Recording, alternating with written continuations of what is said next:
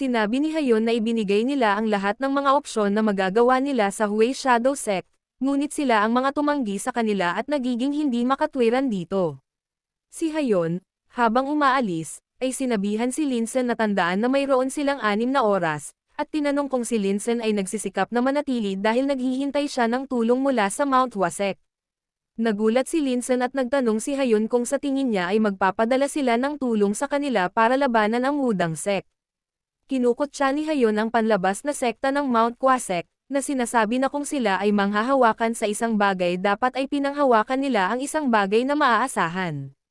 Biglang nagulat si Hayon nang marinig niya ang isang lalaki na nagtanong sa kanya kung anong basura ang sinasabi niya. Nakita ni Hayon ang lalaking nakasuot ng cap na naglalakad palapit sa kanila, at nang may nagtanong na estudyante sa academy kung sino siya. Itinulak siya ni Chung Mayong palayo, sinasabing siya iyon. Iniisip ni Hayon na ang taong ito ay isang baliw, at sa tingin niya, kahit na hindi niya nakikilala ang mga ito, ang mga disipulo ng Wudang Sects, siya ay wala sa kanyang uri upang itulak ang isang tao mula sa isang grupo ng mga swordsman. Biglang dumating din ang mga kapwa-disipulo ni Chung, dumaan sa Wudang swordsman, na ikinagulat ni Sohin, ngunit tuwang-tuwa siyang tumakbo para sabihin sa kanyang ama na nagdala siya ng tulong mula sa disipulo ng Mount Wasek dito. Ayon sa kanyang utos, si Jin Hayon, nagulat, ay nagtanong kung ang tinutukoy niya ay ang Mount Wasek, na sinagot ni Chung na siya ay tama at tinanong kung sino pa sila. Napagtanto ni Jin Hayon na hindi niya ito napansin noong una dahil sa malakas na pagpasok ni Chung, ngunit ngayon ay nakita niya ang simbolo ng plum blossom sa kanyang dibdib. Sinabi ni Beck na ipinadala sila ng kanilang sect leader dito nang marinig na ang Hua Shadow Sect ay nagkaroon ng ilang problema. Binati ni Beck ang Hua Shadow Sect leader at sinabing siya ang pangalawang klaseng disipulo ng Mount Wasek. Laking gulat ni Beck Chun Limsin nang marinig si Hua Righteous Sword. Dumating na si Beck para humingi ng tulong, at napadpad siya sa gulat. Nakita ni Linsen si Beck na may napakaraming karisma at hindi nawawala ang kanyang walang tigil na espada. Sa bagay na iyon, nagtataka si Linsen kung ang ibig sabihin nito ay narito rin ang Mount Hua Divine Dragon. Bigla, excited na tumakbo si Chung patungo sa sect leader, at sinabing marami na siyang narinig tungkol sa kanya, gaya ng sabi ni Chung, siya ang kanilang mahalagang kliyente na patuloy na nagbabayad ng mga bayarin sa proteksyon sa loob ng 30 taon. Pinaalalahanan siya ni Yoon na sinabihan siya nito na huwag itong tawaging bayad sa proteksyon. Hindi pinapansin ito, sinabi ni Chung na masarap makilala ang sect leader. Sinabi niya na siya ay si Chung Mayong mula sa Mount Wasek, na ikinagulat ni Linsen at Jin Hayon. Nang tanungin ni Hayon kung siya ang Mount Hua Divine Dragon, sumagot si Chung na hindi niya alam ang tungkol sa palayaw na iyon, ngunit siya ay Chung Mayong. Tinanong ni Chung kung kailangan niya siyang magpakita sa kanya ng sertipiko o kung ano. Ngunit si Jin Hayon ay nabigla na ang isang masasamang tulad ng batang ito ay ang Rumord Chung Mayong Hayon sa palagay ng mga tao ay nagsabi na si Chung ay isa sa mga pinuno ng bagong henerasyon na biglang lumitaw sa mundo, at binigyan siya ng palayaw na Divine Dragon, na mas prestihiyoso, kaysa sa Sword Dragon. Sinabi ni Chung kay Linsen na makatiyak, dahil haharapin nila ang isyong ito ngayon. At sabi ng leader ng sect na sa lahat ng mga panlabas na sekta, ang Hua Shadow Sect ay ang pinakamahusay. Hindi makapaniwala si Jin Hayon na mas malakas sa kanya ang isang tulad ni Chung. At biglang sinabi ni Beck na pumunta sila dito para imbestigahan ang problema sa pagitan ng dalawang panlabas na sekta. Sinabi ni Beck kay Hayon ang kanyang pangalan, at sumagot si Hayon na siya ay si Jin Hayon mula sa Wudang Sect.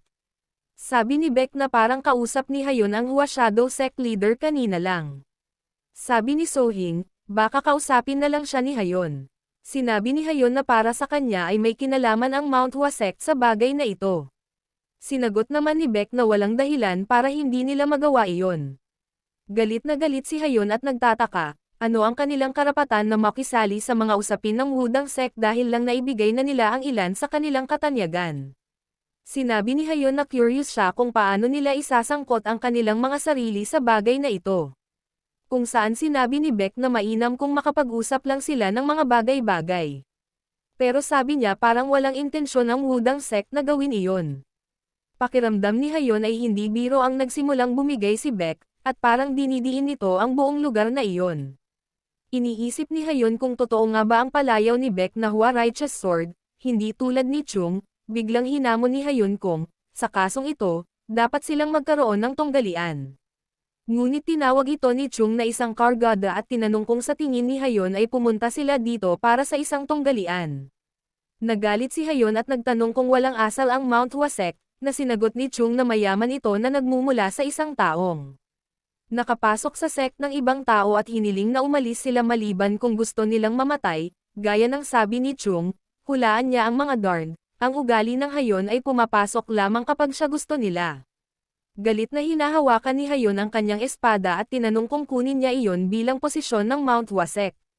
Samantala, tinanong ni Beck kung paano nila mababawi ang mga nasabi na nila at sinabi sa kanyang mga mata na tila na pagdesisyonan ni Hayon na ganito na ang nangyari simula pa noon. Si Hayon, habang iginuhit ang kanyang sword, ay nagsabi na tama iyon, ngunit ibinalik niya ang sword at sinabing eksaktong ibibigay niya ang mga ito isang araw. Sinabi ni Hayon na darating sila at sasalakayin ang Hua Shadow Sect sa ganitong oras bukas. At sabi, dahil si Chung ang nagmungkahi nito batay sa mga patakaran ni Jungho, hindi sila mananagot sa anumang mga sakuna na mangyayari. Biglang kinukutya ni Chung ang unang sinabi ni Hayon na 6 na oras, at ngayon ay sinasabi niya na isang araw. Sinabi ni Chung na binabago ni Hayon ang mga patakaran gayunpaman gusto niya. At sinabing maaari niyang sabihin na natakot lang siya. Nagalit si Hayon at naisip niyang itigil na niya ang pakikipag-usap kay Chung, kung hindi niya mapipigil ang sarili. Si Hayon, na pinipigilan ang kanyang galit, ay nagsabi na makikita niya sila bukas ng umaga, at lumakad siya kasama ang kanyang mga tauhan. Nagulat si Yoon na napigilan ni Hayon ang sarili at sinabing, ang mga disipulo ng Wudang Sect ay tumutupad sa kanilang pangalan. Sa kabilang banda, si Linsen ay nanigas sa takot, ngunit nang sabihin ni Chung na sinabi niya sa kanya na magtiwala sa kanila, alam niyang dapat siyang umupo at magpahinga. Si Linsen, nanginginig sa takot, ay nagtanong kung hindi niya naiintindihan ang kanyang ginawa. Sumigaw si Linsen na hinihiling niya kay Chung na ayusin ang mga bagay dito, hindi upang magsimula ng isang ala. Pakiramdam ni War Linsen ay bumababa ang kanyang presyon ng dugo, nahimati siya, at nag-alala si Sohing para sa kanyang ama, ngunit tinanong ni Chung kung ano ang kanilang ginawang mali. Sa kabilang banda, nang tanungin ng junior ni Hayon kung bakit binibigyan niya sila ng oras hanggang bukas, dahil dapat ay nabali ang ilang mga buto niya, nang tanungin ni Hayon kung dapat ba nila ito ginawa kaagad, sumagot ang junior na ito ay tama at dapat silang pumunta, bumalik at gumawa ng isang halimbawa mula sa kanya. Tinanong ni Hayon ang kanyang junior kung alam niya kung bakit niya ito binigyan hanggang bukas, at galit na sinabi, kung ginawa niya iyon kaagad, baka napatay niya si Chung Mayong, nag-alala ang junior, at sinabi ni Hayon na malapit na silang magkamalay at mapagtanto kung ano ang kanilang ginawa. Sinabi ni Hayon na malalaman nila kung ano ang mangyayari sa kanila kapag gumawa sila ng kaaway sa Wudang Sect. Sa kabilang banda, nananaginip si Linsen kung saan narinig niya ang kanyang ama na nagsasabi sa kanya na ang Mount Wasek ay isang kagalang-galang na sekta. Naririnig niya ang kanyang ama na nagsasabi na kailangan ng tontoneladang dugo at pawis mula sa hindi mabilang na mga nauna upang makuha ang kabantugan na iyon. Sabi ng kanyang ama, kahit na dumaranas sila ng hirap ngayon, babangon silang muli at palaganapan ang kanilang pangalan sa buong mundo. Kaya't hindi sila dapat husgahan ni Linsen batay sa kanilang kasalukuyang sitwasyon. Habang naririnig ni Linsen ang sinabi ng kanyang ama na isang araw, ang kanilang sekta ay aakyat sa tuktok, kasama ang Mount Wasek, at dapat niyang protektahan ang Mount Wasek. Agad na nagising si Linsen mula sa kanyang panaginip, nagulat na makita ang Pai na nakatayo sa tabi niya. Napagtanto niyang isa itong panaginip. Sa kabilang banda, si Chung ay tumatangkilik ng alak, at nang hilingin niya kay Gul na magpasa pa ng karne, inalis ito sa kanya ni Gul, na sinasabing nasa kanyang bahagi na siya. Sinabi ni Chung kay Gul na huwag maging maramo, ngunit sinabi sa kanya ni Gul na itago ang kanyang mga kamay sa kanyang sarili kung ayaw niyang maputol ang mga ito. Biglang dumating si Linsen doon at sumigaw na walang oras para uminom, at nagtanong kung hindi nila naiintindihan ang kalubhaan ng kasalukuyang sitwasyon. Nagulat ang lahat at humingi ng paumanhin si Beck para sa mga taong ito na namumuhay ng napakaingat, ngunit sinabi rin ni Wenchang na ang mga taong ito ay namumuhay ng walang ingat. Sumigaw si Gul na si Linsen ay may panloob na pinsala, at nagtanong kung maaari nilang gamitin ang kanilang mga utak ng kaunti. Naisip ni Linsen na dahil sa pagiging isang kagalang-galang na sekta at sinabing nilayon nilang isuko si Nanyang at iwan si Soang ay nabigla nang marinig ito, at sinabi ni Linsen, habang ito ay hindi madaling iwanan ang lahat ng mayroon sila malaki ang attached sa, wala silang pagpipilian ngayon na ang mga bagay ay dumating sa ganito. Sabi ni Linsen, sa anumang kaso, sila, may dagdag na araw salamat sa kanila. Naisip ni Sohing na mas mabuti kung tapusin nila ito at aalis sa lugar na ito bago matapos ang oras. Sinabi ni Beck na naiintindihan niya na hindi sila mukhang maaasahan, ngunit sinabi ni Linsen na hindi ito dahil sa wala siyang tiwala sa kanila, ito ay dahil ang kanilang kalaban ay ang Wudang Sect. Sabi ni Linsen, ngayong ginawa na nilang kaaway ang Wudang Sect, kahit anong pilit nilang pigilan sila, mauulit na lang ulit ang insidenteng ito sa hinaharap. Ipinagpatuloy ni Chung ang pag-inom habang sinasabi ni Linsen na magpapatuloy ito hanggang sa umalis sila sa Nanyang. Biglang, galit na ibinaba ni Chung ang pitchel ng alak at tinanong kung ano ang maganda sa lugar na ito. At sinasabing ang Wudang Sect ay sobrang-sobra sa kanilang mga pamamaraan. Sagot ni Linsen, walang gaanong bagay, dahil kung hindi magiging tahimik na lugar ang Nanyang sa buong oras na ito. Sinabi ni Chung na totoo iyon, at iniisip kung may alam ang sect leader Y. Linsen tungkol dito, hindi ito magiging ganoon kalaki. At iniisip na ito ay dahil ang impormasyong naa-access ni Linsen ay karaniwang kaalaman lamang. Iniisip ni Chung kung hanggang dito na lang ang Wudang Sect, kailangang mayroong isang bagay dito. Bigla, sinabihan sila ni Linsen na bumalik sa kanilang sekta bukas ng madaling araw, at sinabing haharapin niya ang susunod na mangyayari. Ngunit sinabi ni Chung na hindi iyon magagawa, dahil inutusan sila ng kanilang sect leader na resolbahin ang problema ng Hua Shadow Sect bago sila bumalik. Sinabi ni Chung na hindi nakakalimutan ng Mount Hua Sect ang ginawa ng Hua Shadow Sect para sa kanila. Sinabi ni Sohing na hindi nila kailanman iiwan ang kanilang panlabas na sekta, at malalaman na ng mundo ang katotohanan ito. Maliwanag. Nagsimulang uminom muli si Chung, at iniisip ni Linsen na maaaring masyado siyang nagmamadali sa kanyang paghuhusga tungkol kay Chung Mayong. Biglang sinabi ni Chung na may hihilingin siyang pabor. Kaya tinanong ni Linsen kung ano ito, dahil gagawin niya ito hanggat nasa abot ng kanyang makakaya. Biglang nagtanong si Chung kung makakakuha siya ng mas maraming alak, kaya naisip ni Linsen na hindi mali ang kanyang paghatol tungkol kay Chung.